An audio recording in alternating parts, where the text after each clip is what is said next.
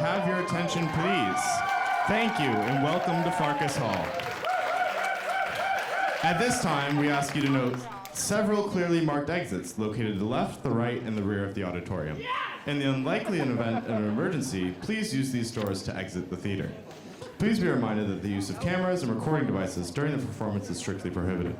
We kindly ask you to take a moment to silence all cell phones. The Pudding extends a huge thank you and congratulations to our lighting designer, Chris Fournier, for whom this is his 15th production with The Pudding.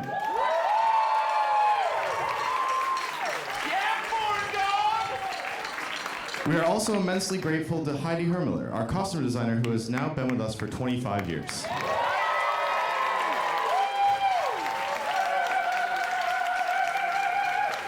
Lastly, we'd like to thank Peter Miller, who is celebrating his 35th anniversary as the Hasty Pudding set designer.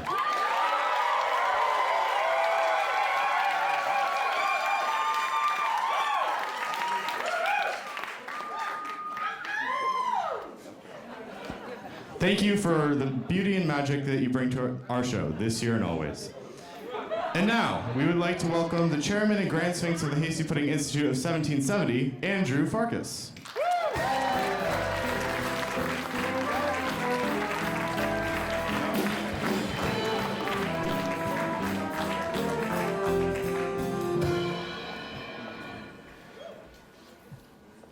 Well, ladies and gentlemen, boys and girls of all ages, welcome to the Farkatorium. Or to the uninitiated, just Farkas Hall. I've made myself a few notes so I don't forget anything. Of course, I want to welcome our Woman of the Year, who is yet to arrive in the auditorium. Of course, we know who that is, Jennifer Coolidge.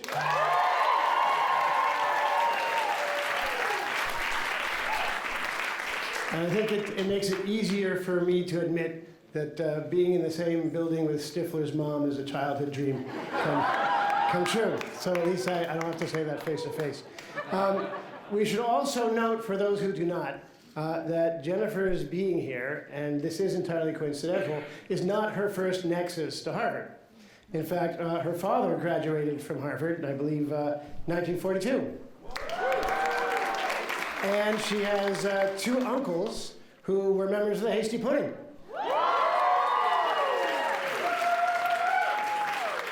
So now what I have to say is important. We've been at this now for north of 200 years.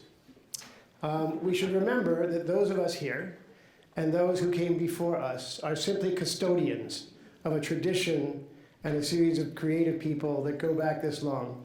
And our job is to honor what they did, to honor what we do, and to preserve this organization for the next hundreds and hundreds of years for those who come after us.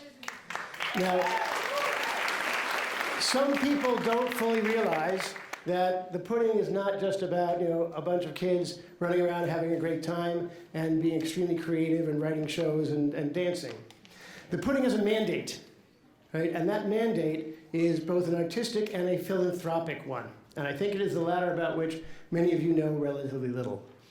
The Pudding, through our ticket sales and the money that we raise from your contributions and sponsorships and everything else, conducts a program of philanthropy where we support performing arts-oriented educational institutions for the underprivileged worldwide, from Boston to Rwanda. This year, the board has just approved our next grant, going to an organization that has supported Ukrainian refugees, helping 100,000 get out of Ukraine to provide performing arts education and entertainment for their kids as they wait for things to return to normal.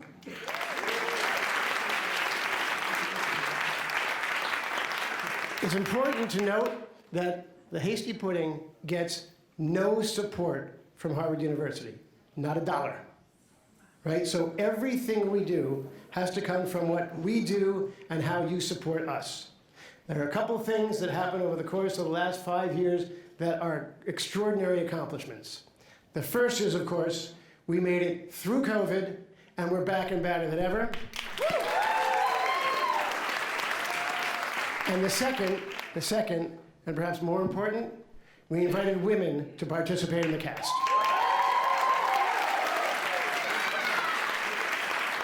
So I'm here to tell you, we need your support. You will hear from us. Please try and dig deep, because we have not solicited support for 3 years, and we need it to continue doing what it is we do here. God bless all, and congratulations to 174 and to Jennifer Coolidge.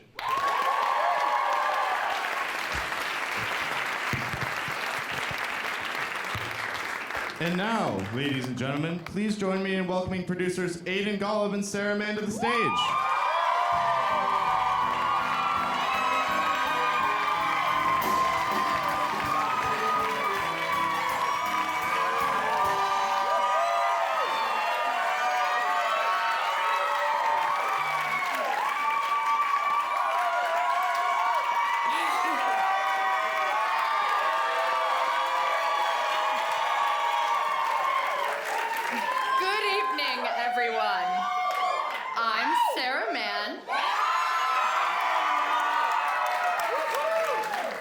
And I'm Aidan Golub.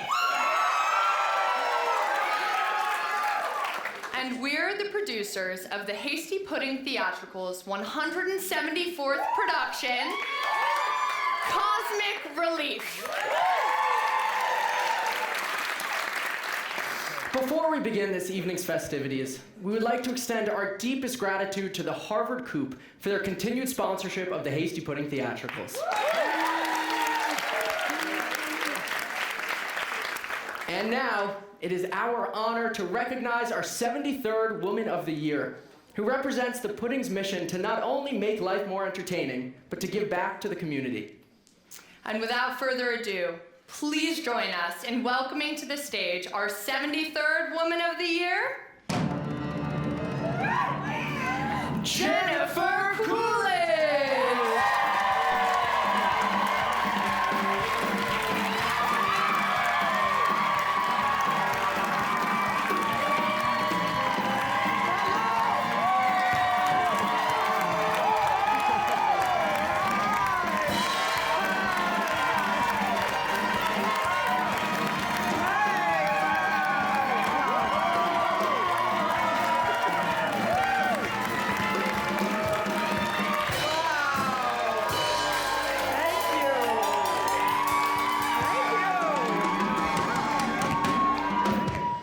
Jennifer, thank you so much for being with us today. Please take a seat. Oh, okay.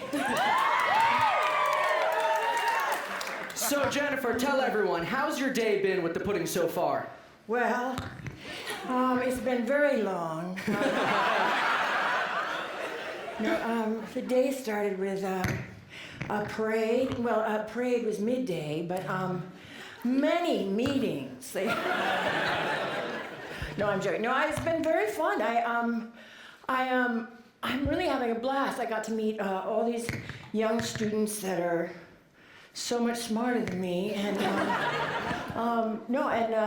else? I'm trying to think of. Is that my mic doing that? Oh, You're good. Keep going. okay. I feel like I have this has happened before, where like the microphone was like in between, Should I wait? See? Oh yeah. Is it?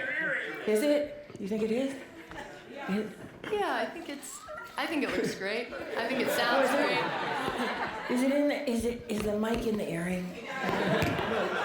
It's not in it. It looks. Okay. You sound Oh no! great. I just thought every time I spoke, it was making a fart noise.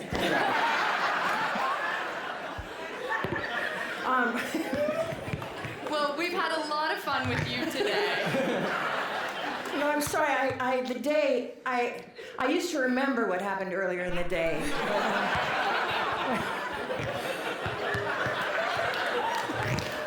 Well, if you had told me when I first joined the Pudding that Jennifer Coolidge would be our Woman of the Year, I would have said, oh no, did Reese Witherspoon drop out? But now that you're hot off a Golden Globe win and with a second Emmy on the way,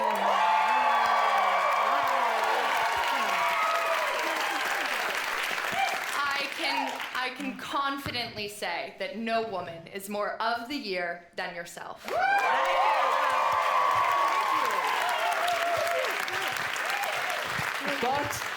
This all started from humble beginnings. Jennifer, did you ever think that as a young woman growing up in Norwell, Massachusetts, that one day your career would take you here, 20 miles away to Cambridge, Massachusetts?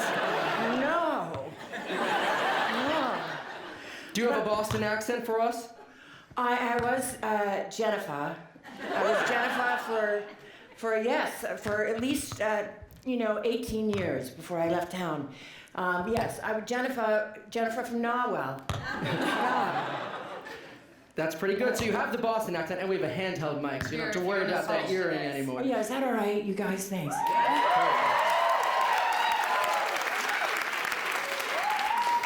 So after leaving Boston, you went to New York City, where you really made a splash as an incompetent cocktail waitress.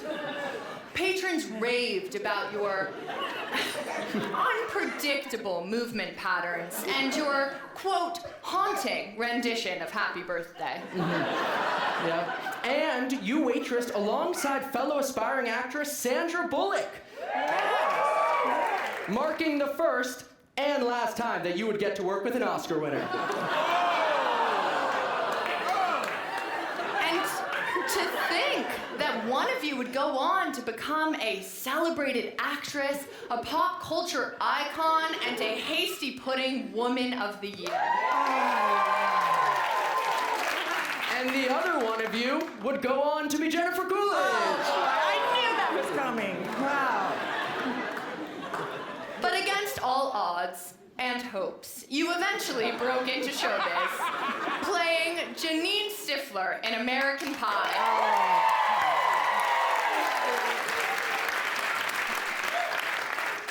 An iconic MILF. And later, playing Fiona Montgomery in A Cinderella Story. Another iconic MILF. And let's not forget about the meh emoji in the Emoji Movie. Yet another iconic MILF. MILF, of course, standing for Mother... Miscast in lackluster film. And you've starred in a lot of parodies, too. Plump Fiction, inspired by Pulp Fiction. Epic Movie, inspired by the action movie genre. And who could forget about Ex-Terminators, inspired by what I must assume was the desire to make a terrible movie. Not one to reinvent, Jennifer has returned to the American Pie franchise for a staggering and, some might say, unwarranted 3 sequels. So when JoJo Siwa turns us down next year, we know we can count on you to make a return. But in all seriousness, the Jennifer Coolidge brand is unmistakable. From the voice to the immense gay male following.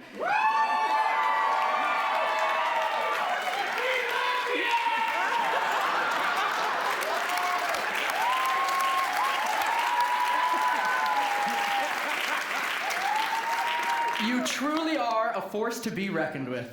I'd call you inimitable, but as it would turn out, you are quite a favorite among impressionists, including some here at the Pudding. So, in the tradition of your film Best in Show, your first task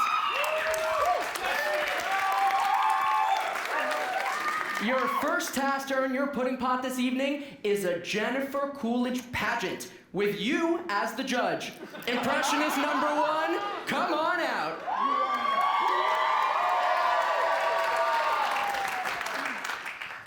Wow, you look like the 4th of July. Makes me want a hot dog real bad. So can we get a score, Jennifer? What do you think? Scale of 1 to 10? 1. All right.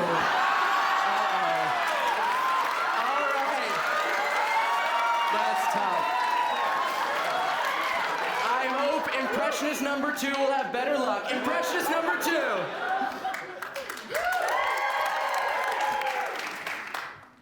You're not very pretty, and you're not very bright. I'm so glad we had that talk. What do you think? 1 through 10. Can they both be 1s? Yeah. Tough crowd. thank you, impressionist number 2. Impressionist number 3.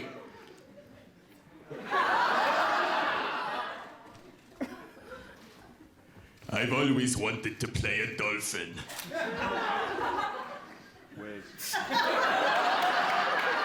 What do you think? 1 through 10, Jennifer. Do you have any more? Yeah. Okay, let's hope impressionist number 4 will have better luck. Come on out. I'm taking the dog, dumbass.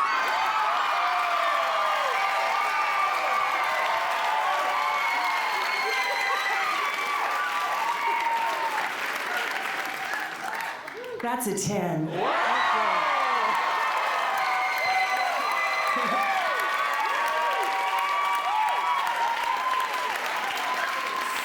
So, Jennifer, it seems we have a winner. If you want to bestow our impressionist number 4 with the esteemed prize. There you go. You know, Jennifer, we actually had Matthew here as your understudy in case you didn't show up tonight. It's perfect. Thank you so much to all of our lovely impressionists.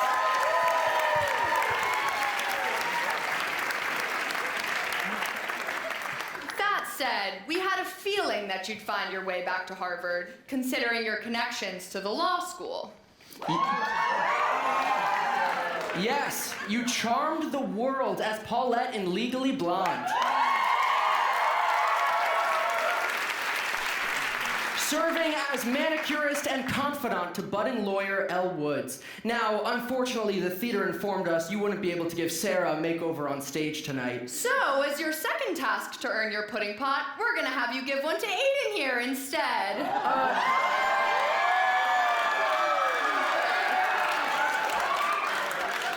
Somebody order package? Jennifer, I think that's for you. Why don't you go check it out? All right. How's it going?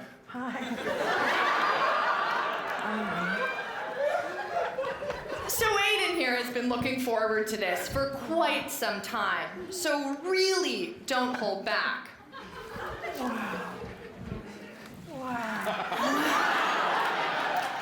That is really something.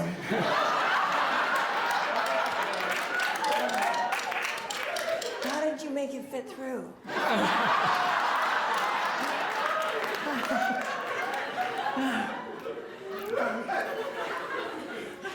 Do you want to bring the supplies on over here? Okay. We can leave them on his lap, although I'm sure you'll be sad to see him leave.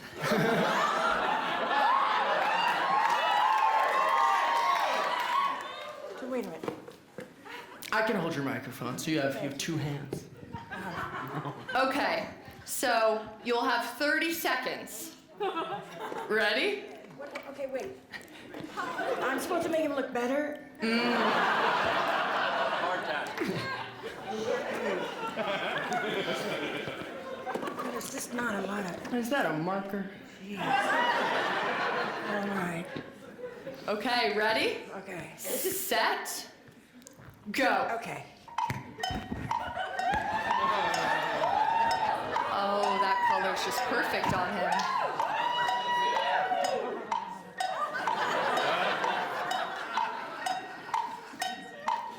Shoot. Hold on. Oh, shit.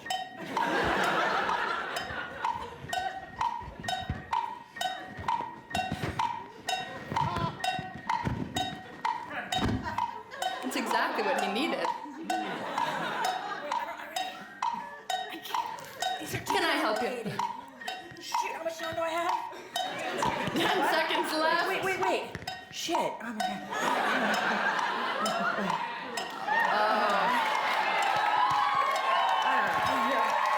This is hard. Yeah. Time's It's up. very hard. It's very hard to do. Thank you very much. I'm very impressed. He looks fantastic. Jennifer, am I beautiful? Well, I didn't have enough time. If I had 10 more seconds. Now, there's just one more thing to complete the makeover. Jennifer, will you teach me how to bend and snap?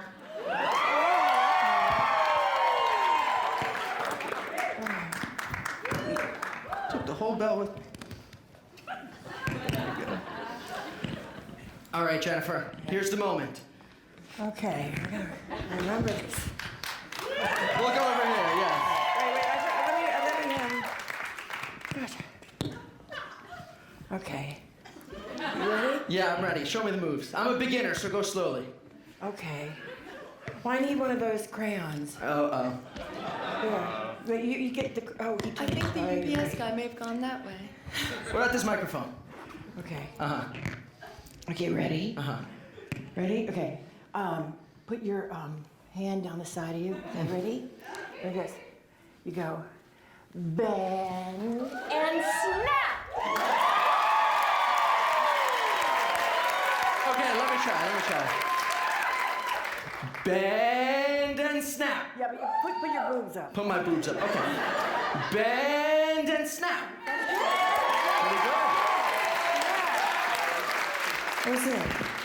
Thank you so much. All right, let's get right back into it. Please take your seat. So Jennifer recently reprised her role as Paulette alongside Ariana Grande in her hit music video, Thank You Next.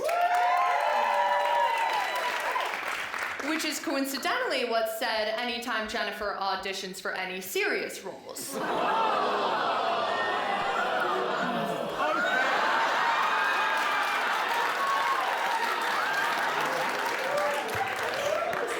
However,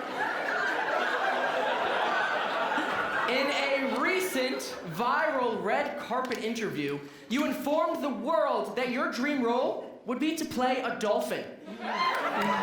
And I am so happy to announce that here at the Pudding, we make dreams come true. Bring out the dolphin suit. While you were critically acclaimed for your portrayal of Tanya McQuad in White Lotus, so we thought you would be the perfect casting choice for the Pudding's newest character, Tuna McCod, in White Lotus, Tuna's Dolphin Adventure. But before you step into the role, we need your help singing the show's theme song in the style of a dolphin. Please, take center stage. Oh no.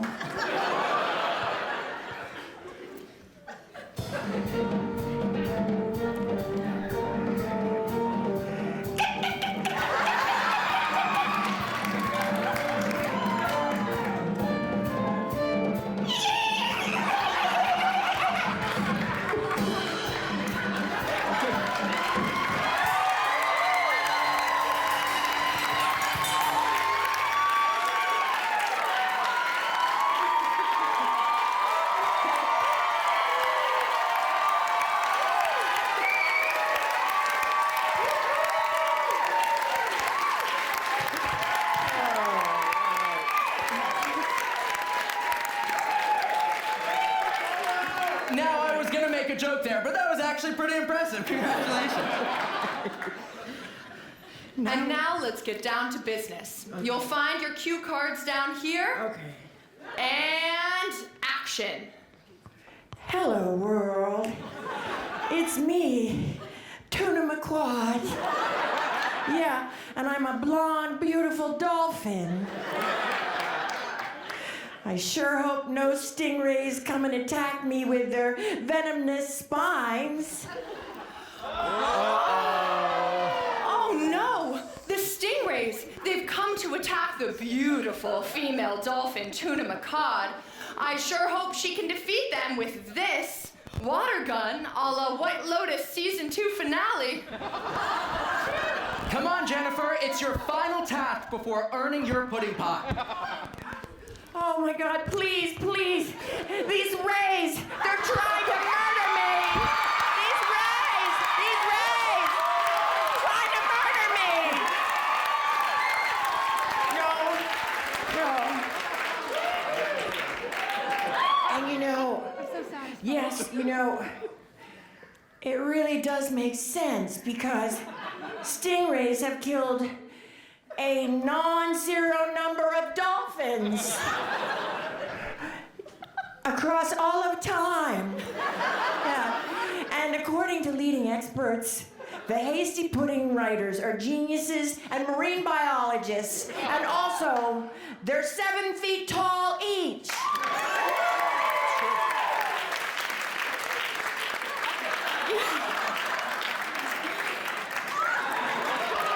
You did it! Tuna Macaw lives to see another day. I hope so. I hope so. And potentially a season 3. HBO, if you're listening, this is how you bring her back. And most importantly, Jennifer, you finally won your pudding pot. Where? Let's bring out the pudding pot.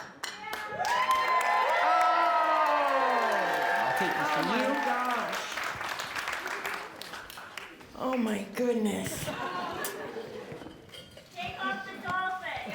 Oh yeah, you know what? You're so right. Thanks. Oh, God. Wow. Please don't mess me up. Okay. Oh, should I eat some of it? Okay. Okay. I'll have it later. All right, I'll have it later. Thank you. Thank you very much. Thank you. Yeah. What? Oh, okay.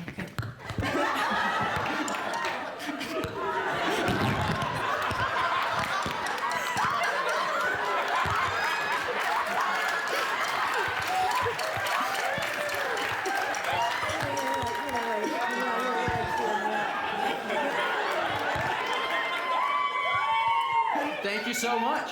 Thank you. Congratulations.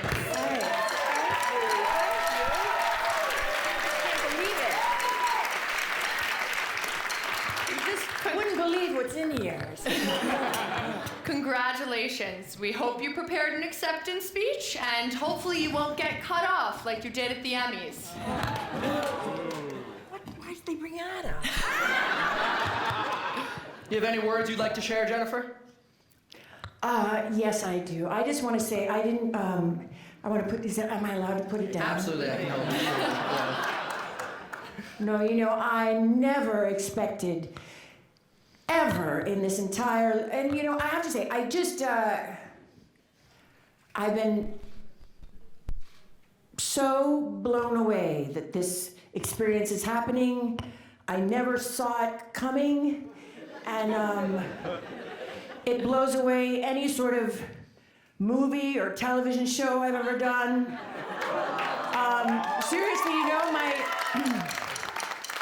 my dad went here. I wish he was here.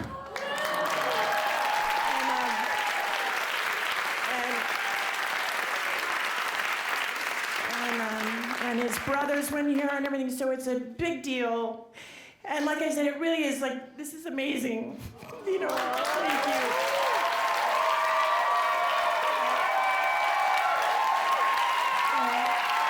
Everyone, one last time, please give it up for our Woman of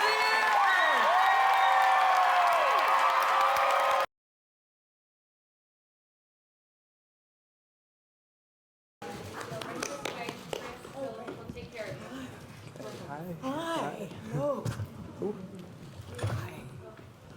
Hey, it's so quiet in here. Wow. Did they tell you to be quiet?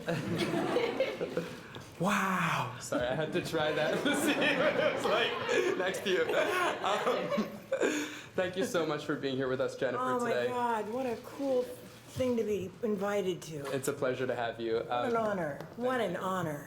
Wow. We're going to open up the floor for some questions. Please raise your hand and I'll call on you. Right here.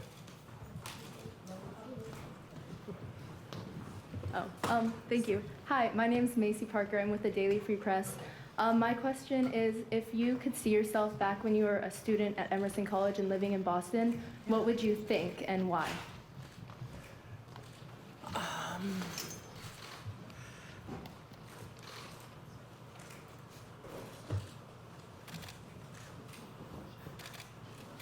I had big dreams at that age in college, and I did sort of feel at that moment when I was at Emerson, I did feel sort of like anything was possible. It's just later in life. Didn't feel that way, and I couldn't foresee this moment, but yeah, I do have to say, college is it's the most, exhilarating time in your life, I think, to just feel like the endless possibilities, and I just remember how excited I was.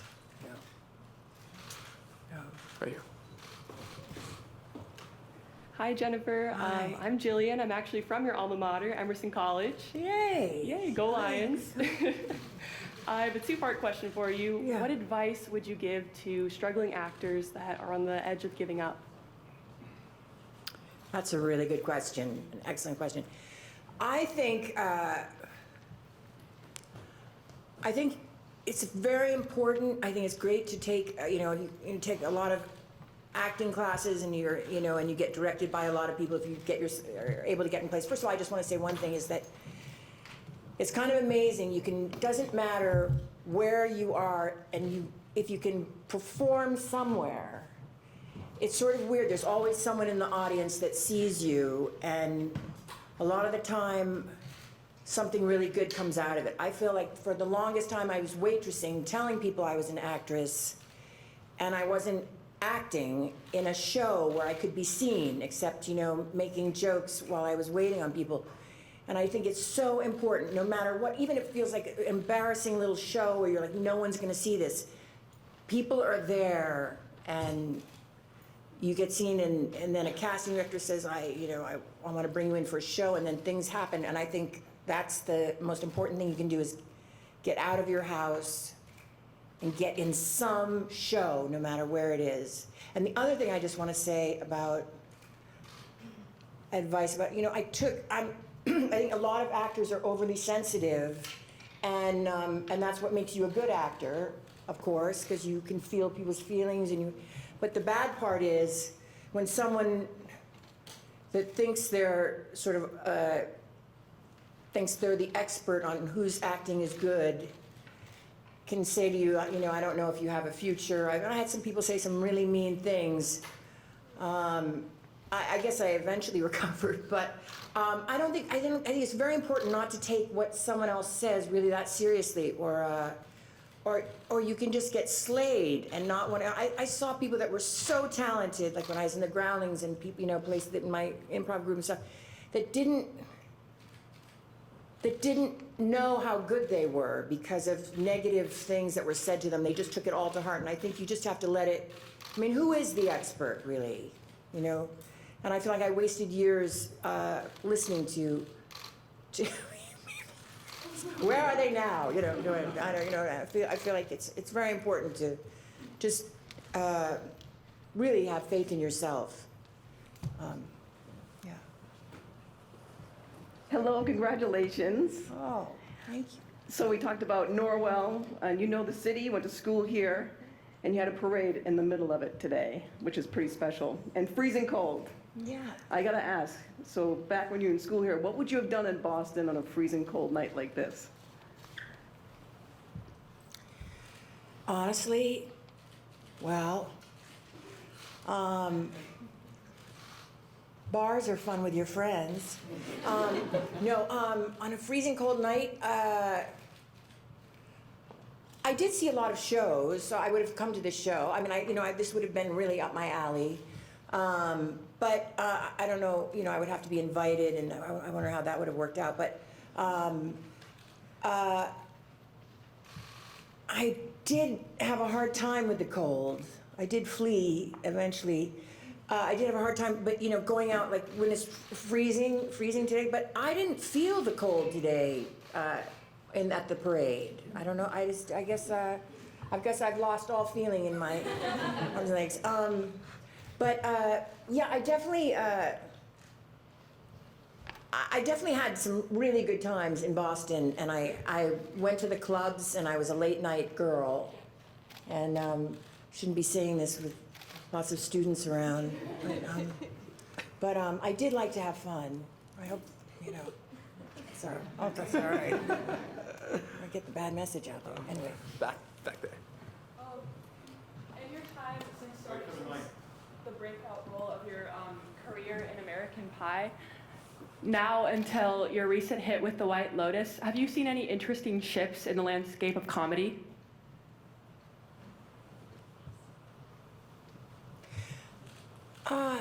That's such a good question.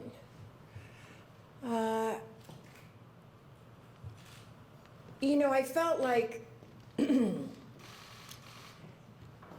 White Lotus for me was the biggest shift that's happened, just because it was there were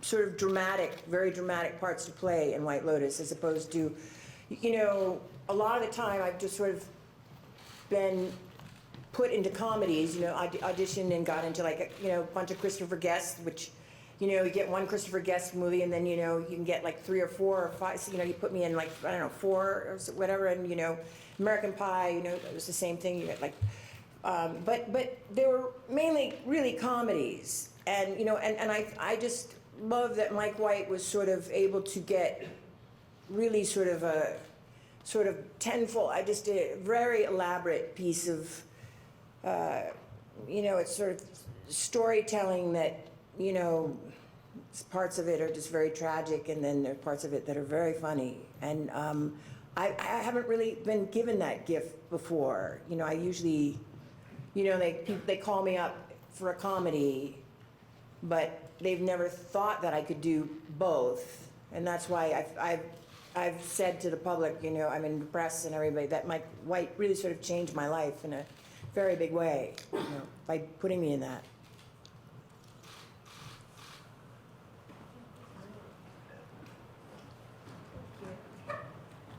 Hello, my name's Juliette Pennington. I'm with People magazine.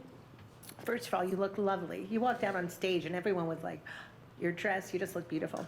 Thanks. You mentioned your dad. What would his reaction have been to this award today, having gone here and seeing you achieve this kind of success and all?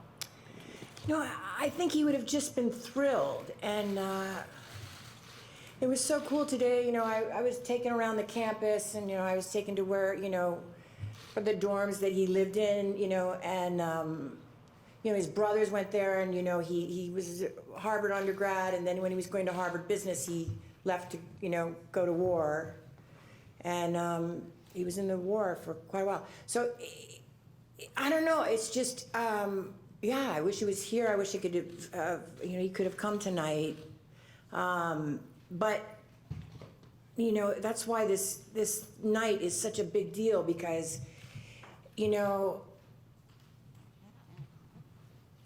my father was such a practical person, but I love that he had impractical ideas for me, and it was so out of my father's character to. He said to me, I think you should be an actress. And that just was not what he said. He was always like, you need to get a saleable skill. And then, and then you find your dream, whatever, you get the saleable skill. But my father was, he would bring people, when I was in a players, he would bring relatives or whatever. He was sort of excited about it, but it was so not him. And, this would have just been his dream come true. It was Harvard. His experience at Harvard was so positive. He made so many great friends, and he was in the Speed Club, and but his brothers were in the Hasty Pudding, and he was someone that really sort of relished every second he was at Harvard. And so this is I really mean it. This is like one of the greatest, truly one of the greatest nights of my life, because it just sort of came full circle, just has so much meaning. Thank you. We have time for one more question, and we're going to go right here. Hi, Jennifer. My name is Johnny Bonham from Boston Neighborhood Network. I was wondering, what inspires you to go every day? What inspires you, gives inspiration to do what you do?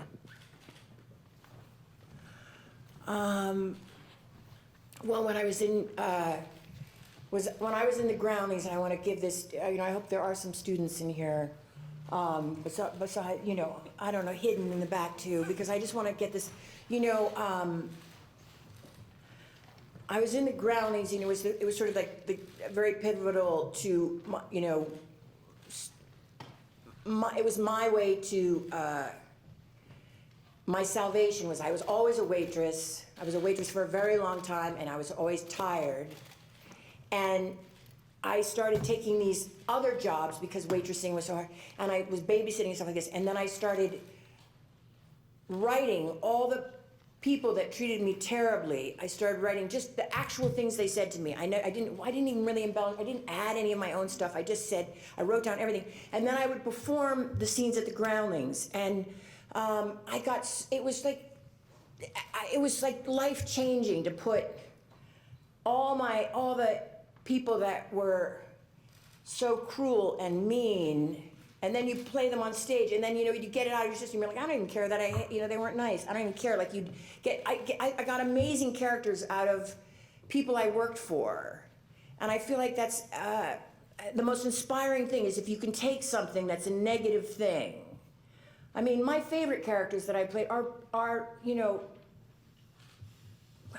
were wretched people, some of them. And no, I mean it. And some of and the greatest stuff comes out of that because they say things and people are like, Jennifer, I love that line you wrote, whatever. I was like, oh, thank you, whatever. I didn't write it. It's just things I heard, things they said to me that I just remembered. And I think that's the best is when you can take, if you're at a job and you hate it, if you can just write about everything that's going on and some remember, and then what's really weird, if people are sitting in the audience that you're writing about and you're performing, they don't even know it's them, which is interesting too.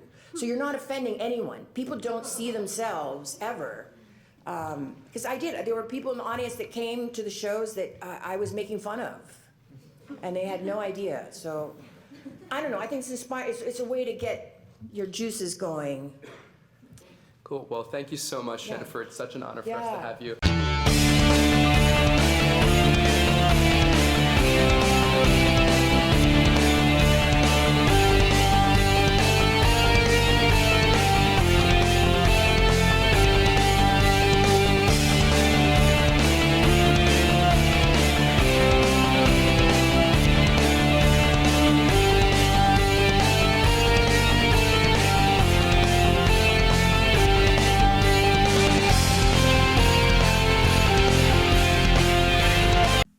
A song about never saying never and never being told what you can or cannot do. This is one of us.